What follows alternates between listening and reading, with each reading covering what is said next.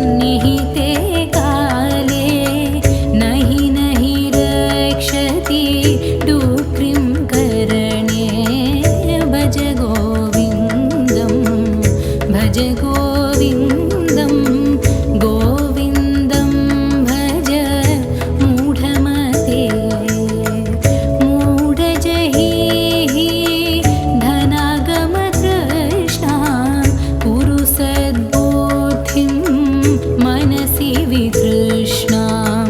यल्लभसे निज कर्मोपात्तं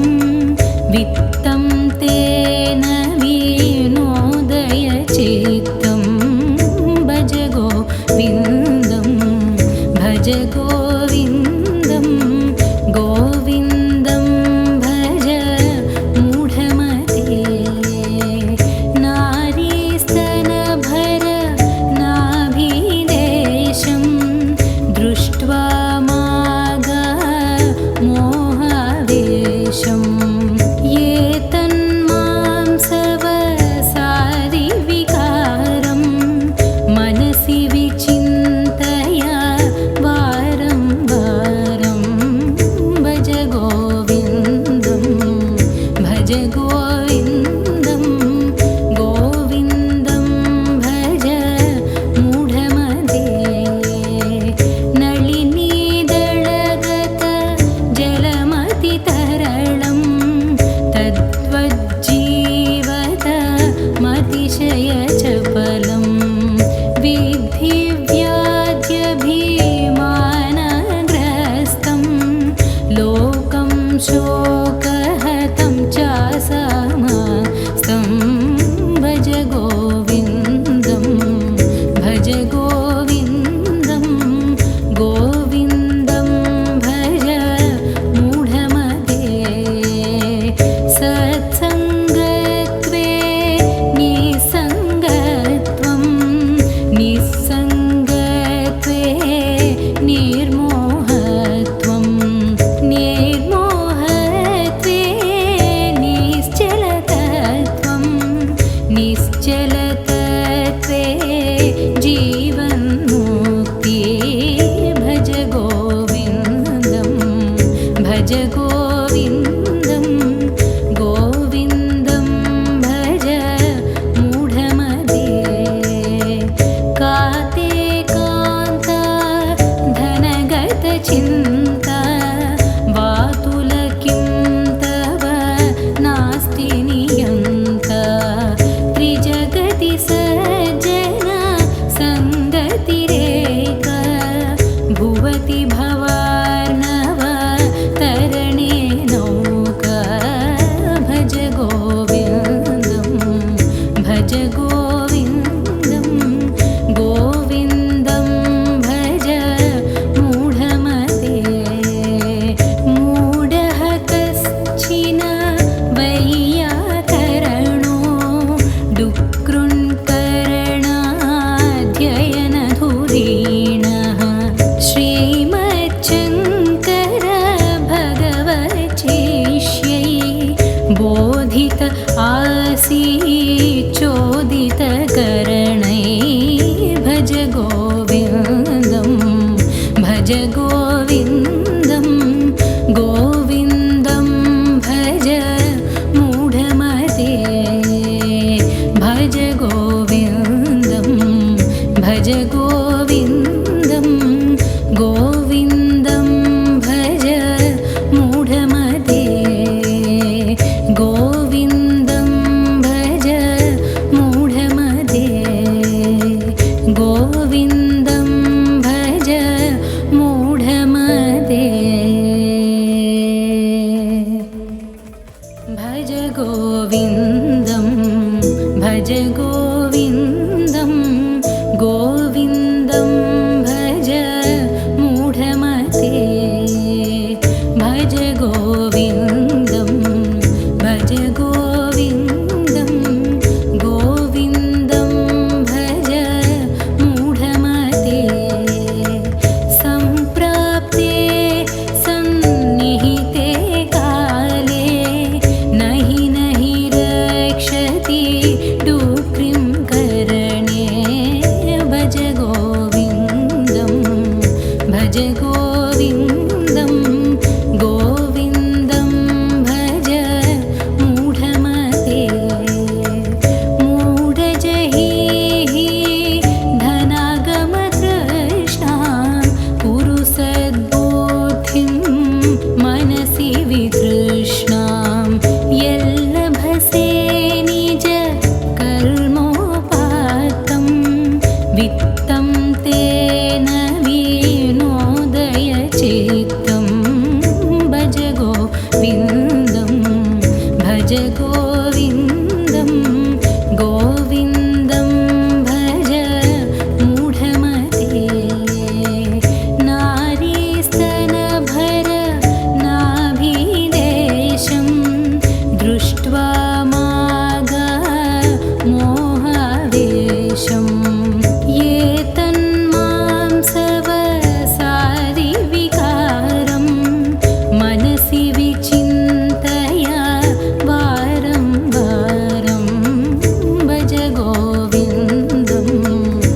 भज गोविन्दं गोविन्दं भज मूढमते नलिनीदळगत जलमतितरलं तद्वज्जीवत मतिशयचपलं विद्धि व्याज्यभिमानग्रस्तं लोकं शोकहतं चासमस्तं भज गोविन्दं भज गोविन्दं गोविन्दं भज मूढमते सत्सङ्गत्वे निसङ्गत्वं निस्सङ्गत्वे निर्मोहत्वं निर्मोहत्वे निश्चलतत्वं निश्चलतत्वे जीवन्मुक्ति भज गोविन्दं भज गोविन्दं गोविन्दं भज मूढमते काते कान्ता धनगतचिन्ता वातुल किं तव नास्ति नियन्ता त्रिजगति सज्जन सङ्गतिरेक भुवति भवार्णव तरणे नौका भज गोविन्दं भज गोविन्दं गोविन्दं भज मूढमते मूढः कश्चिन वैयाकरणो डुक्कृन्करणाध्ययनधुरीणः श्रीमच्छङ्कर भगवच्छिष्यै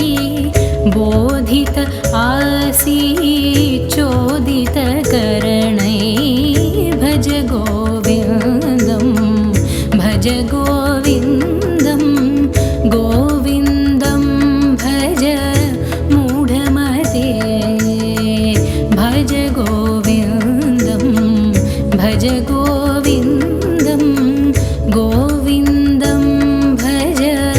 मूढमते गोविन्दं भज मूढमते गोविन्दं भज मूढमते भज गोविन्दं भज गोविन्दं गोविन्दं भज मूढमते भज गोविन्दं भज गोविन्दं गोविन्दं भज मूढमते सम्प्राप्ते सन्निहिते काले नहि नहि रक्षति डुक्रिं करणे भज गोविन्दं भज गोविन्दं गोविन्दं भज मूढमते मूढजहिः धनागमतृष्णां कुरु सद्बुद्धिं मनसि वितृष्णां यल्लभसे निज कर्मोपात्तं वित्तं तेन विनोदय चित्तं भज गोविन्दं भज गोविन्दं गोविन्दं भज मूढमते नारीस्तनभर नाभिदेशं दृष्ट्वा मागा मोहावेशं ये तन्मांसवसादिविकारं मनसि विचिन्तया वार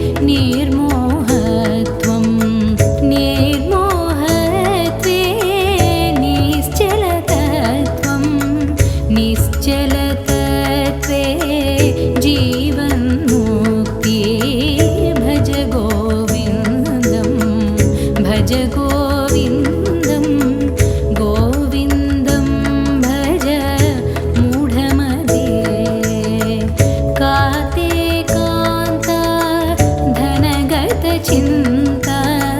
वातुल किं तव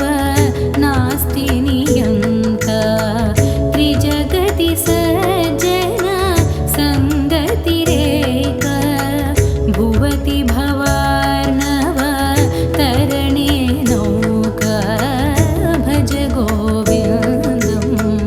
भज गोविन्दं गोविन्दं भज मूढमते मूढः कश्चिन वैयाकरणो डुक्कृन्करणाध्ययनधुरीणः श्रीमच्छङ्कर भगवच्चिष्यै बोधित आसीच्चोदितकरणै भज गोविन्दं भज गोविन्दं गोविन्दं भज मूढमते भज गोविन्दं भज गोविन्दं गोविन्दं भज मूढमते गोविन्दं भज मूढमते गोविन्दं भज मूढमते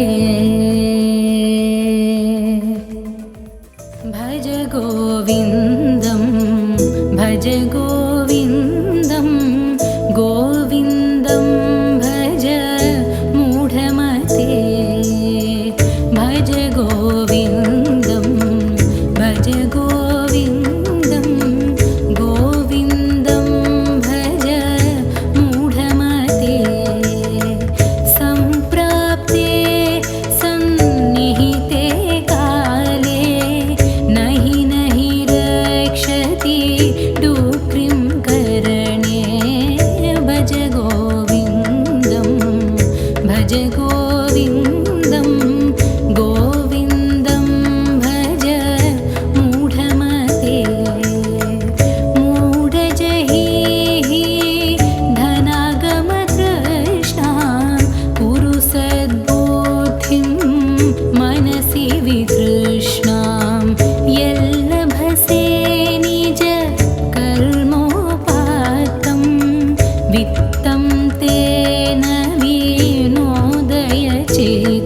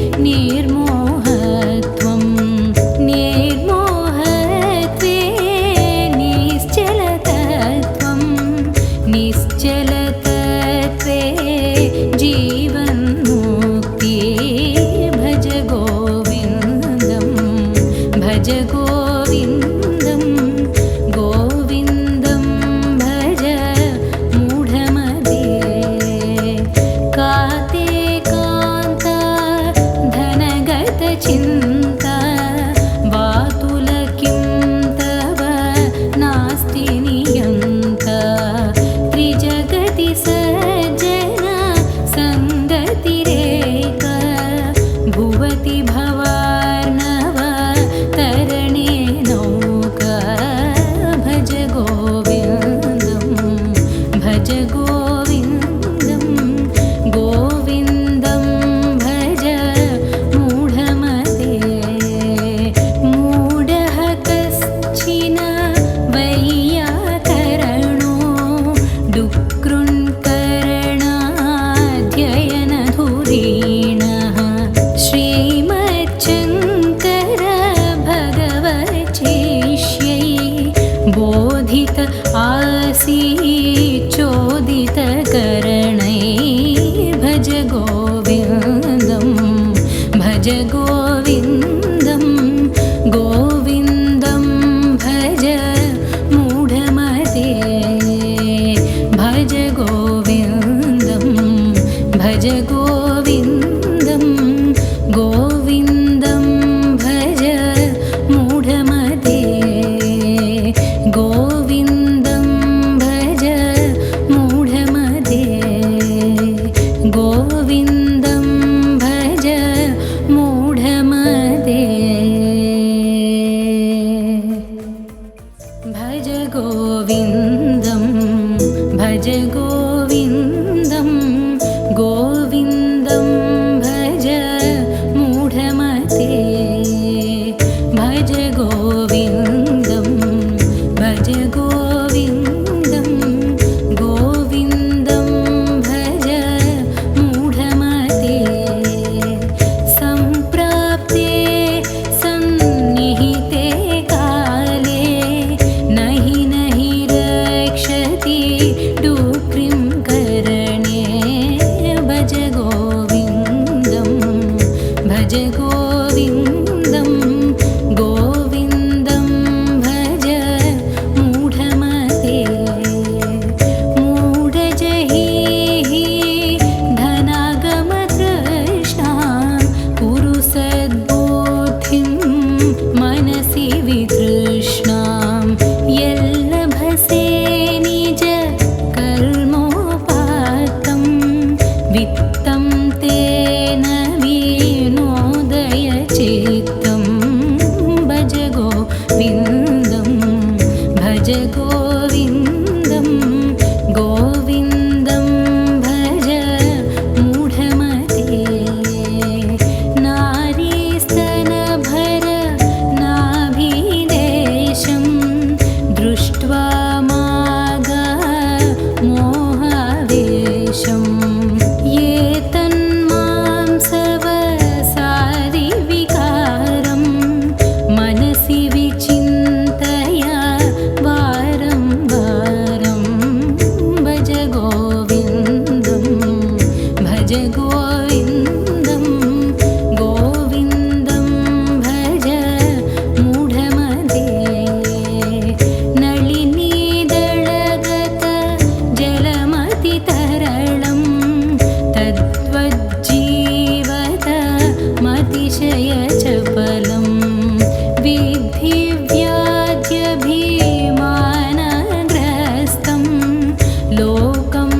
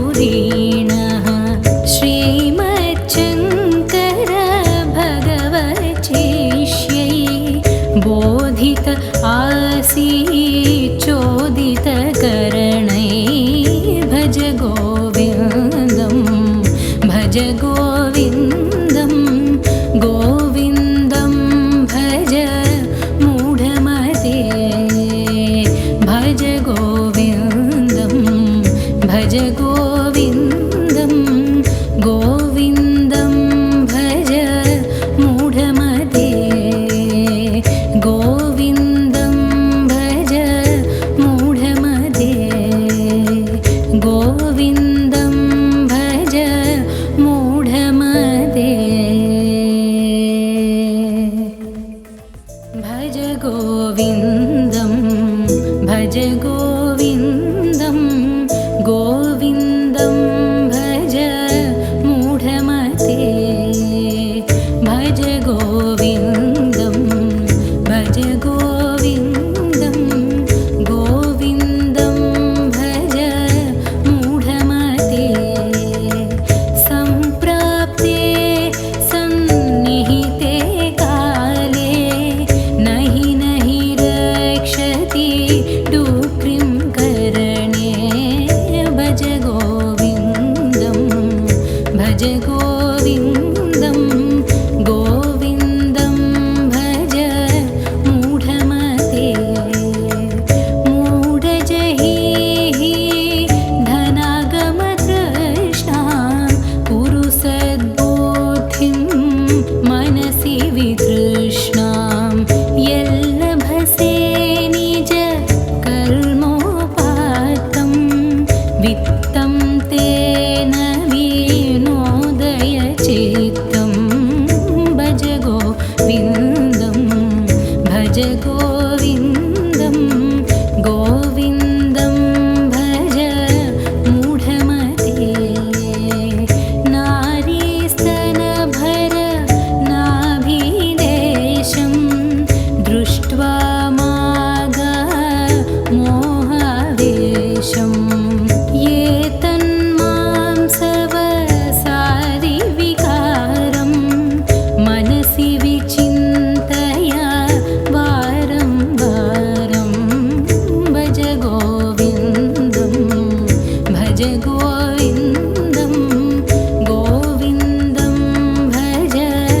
मूढमते नलिनीदळगत जलमतितरलं तद्वज्जीवत मतिशयचपलं विद्धि व्याध्यभिमानग्रस्तं लोकं शोकहतं चासमस्तं भज गोविन्दं भज गोविन्दं गोविन्दं भज मूढमते सत्सङ्गत्वे निसङ्गत्वं निस्सङ्गत्वे निर्मोहत्वं निर्मोहत्वे निश्चलतत्वं निश्चलतत्वे जीवन्मुक्ति भज गोविन्दं भज गोविन्दं गोविन्दं भज मूढमते काते कान्ता धनगतचिन्ता वातुलकिं तव नास्ति नियन्ता त्रिजगति सज्जन सङ्गतिरेक भुवति भवार्णव तरणे नौका भज गोविन्दं भज गोविन्दं गोविन्दं भज मूढमते मूढः कश्चिन वैयाकरणो डुक्कृन्करणाध्ययनधुरीणः श्रीमच्छङ्कर भगवच्छिष्यै बोधित आसीच्चोदितकरणै भज गोविन्दं भज गोविन्दं गोविन्दं भज मूढमते भज गोविन्दं भज गोविन्दं गोविन्दं भज मूढमते गोविन्दं भज मूढमते गोविन्दं भज मूढमते भज गोविन्दं भज गोविन्दं गोविन्दं भज मूढमते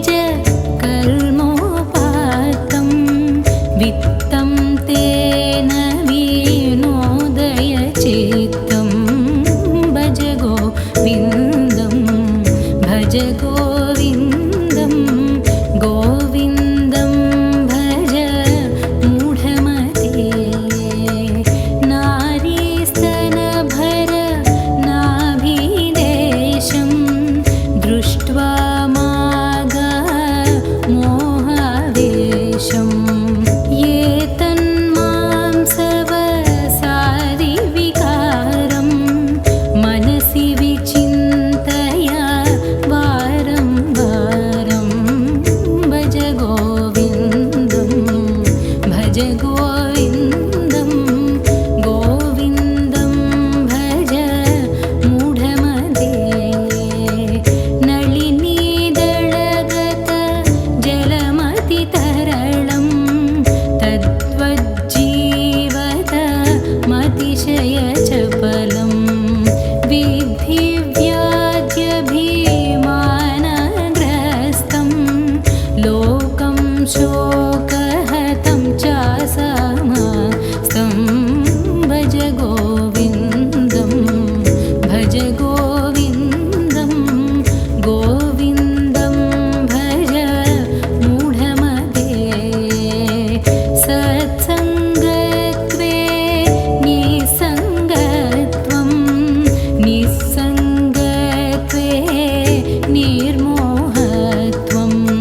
निर्मोहत्वे निश्चलतत्वं निश्चलतत्वे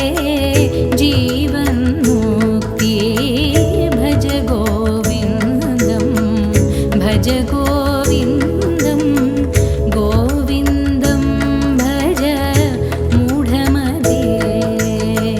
काते कान्ता धनगतचिन्ता वातुलकिं तव नास्ति नियन्ता त्रिजगति सज्जन सङ्गतिरेक भुवति भवार्णव तरणे नौका भज गोविन्दं भज गोविन्दं गोविन्दं भज मूढमते मूढः कश्चिन वैयाकरणो डुक्कृन्करणाध्ययनधुरीणः श्रीमच्छङ्कर भगवच्छिष्यै बोधित आसीच्चोदितकरणै भज गोविन्दं भज गोविन्दं गोविन्दं भज मूढमते भज गोविन्दं भज गोविन्दं गोविन्दं भज मूढमते गोविन्दं भज मूढमते गोविन्दं भज मूढमते भज गोविन्दं भज गोविन्दं गोविन्दं भज मूढमते भज गोविन्दं भज गोविन्दं गोविन्दं भज मूढमते सम्प्राप्ते सन्निहिते काले नहि नहि रक्षति डुक्रिं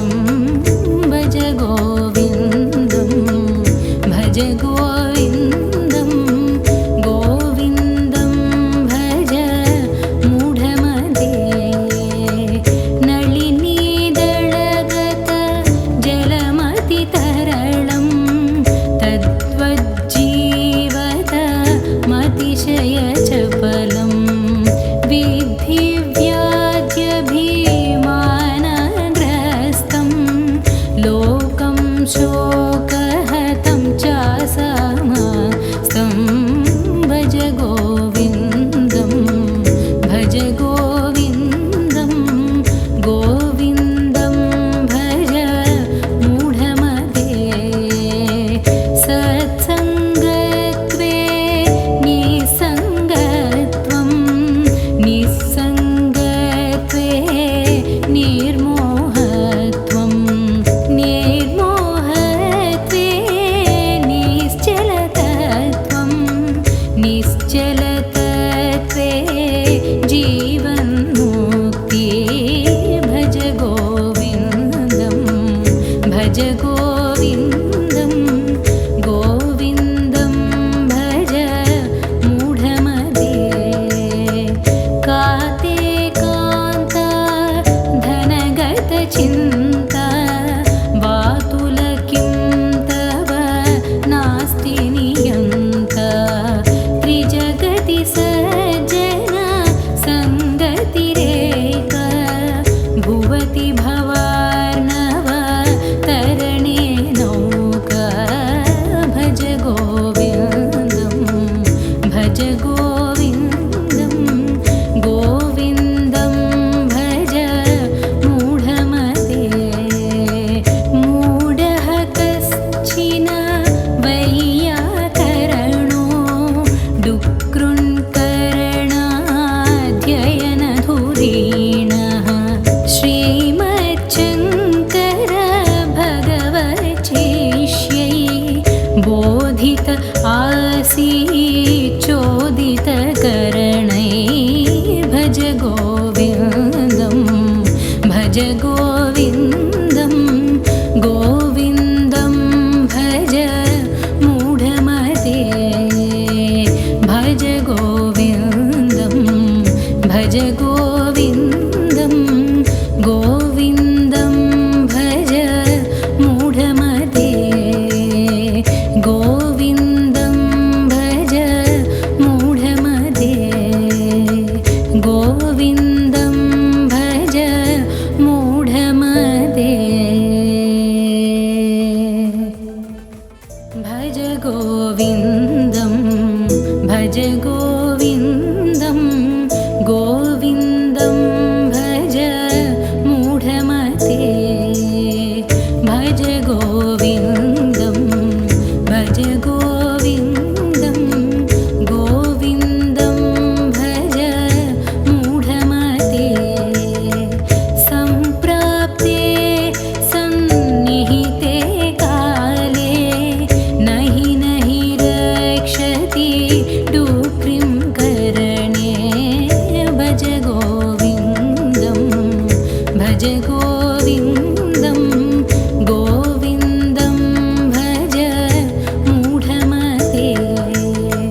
मूढजहिः धनागमतृष्णां कुरु सद्बुद्धिं मनसि वितृष्णां यल्लभसे निज कर्मोपात्तं वित्तं तेन विनोदय चित्तं